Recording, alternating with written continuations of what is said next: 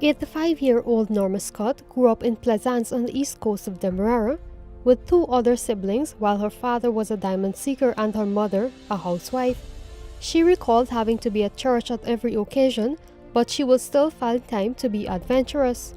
I was a tomboy type because I used to climb the trees. I know, the jamun tree, the guava tree. Used to climb those trees. And my last climbing was when I was well bitten by eerie worms. And I was sore all over with bumps. And from then I stopped climbing trees. She started her professional life as a teacher at the age of 20. As she puts it, she taught at schools across the country. And then I started teaching at St. John's Roman Catholic School, then to Bedford-Acton Roman Catholic, then to Skeldon Anglican, then back to Covent John, and I ended up at Buxton Community High School. But for some reason, either because she came from a family of soldiers or just her need for something more exciting, Norma opted to join the Ghana Defense Force when she was 34 years old. At the time when the GDF decided to begin hiring female soldiers, she was one of the first females to enlist at the camp on February 6, 1967. Well, my uncle, Moses Andrews, he was a soldier in the First World War. He was a dispenser. And my brother, he was a soldier in the Second World War. And you know, I like something more dramatic, more action, you know, than sitting in school with the desk, and sometimes I want to just get out. The former soldier, who remains very vibrant to this day, spoke of her tedious training which began with her learning to drive a Land Rover. They taught you from starting a machine, a vehicle. The first parade service you had to do when you go to a vehicle, you know, is to check your gas, check your oil, see that everything is ordered, how to sit behind the driver's wheel. It was 10 to 2. You couldn't cross hands. You had to push and pull, push and pull. Yes, nothing like this or that. 10 to 2, so you were always like this.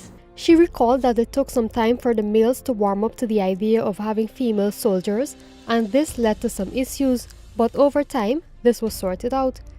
Norma related that the job changed her to become a tougher person. The GDF experience was something, changing from silk to satin to the hard denims. From a quiet person to a person who had to shout. There were times that you go to eat and somebody wanted blood, you don't know who it was, in the hospital, and they blow the bugle and you had to leave your food and run. And they just do like this. That was your tag with your blood and your name and your religion, and they say stand aside. And you go and give blood. You don't know who you're giving blood for. When you come back, you can't eat. And those days of Puma, you buy 4 and go back to work. There were times you sleep in trench up to here with water. IS training, it made us tough. Norma spoke of her days in training, which were manned by the British. Later, she worked along former president and founding leader of the People's National Congress, Lyndon Forbes Barnum. We were trained British. And British was work and play after, right? So it was that to walk 4 miles, to walk 10 miles, to walk and being a corporal to help a soldier who is not so strong, you know.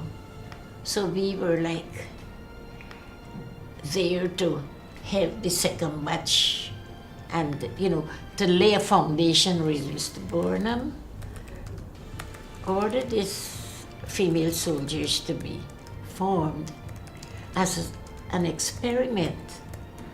So we were really the experiments for the future. Though Miss Norma Scott will be 86 years old next month, the former soldier remains full of life.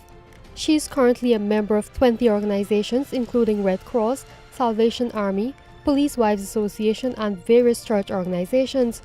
Baby Cartoon, Newsroom.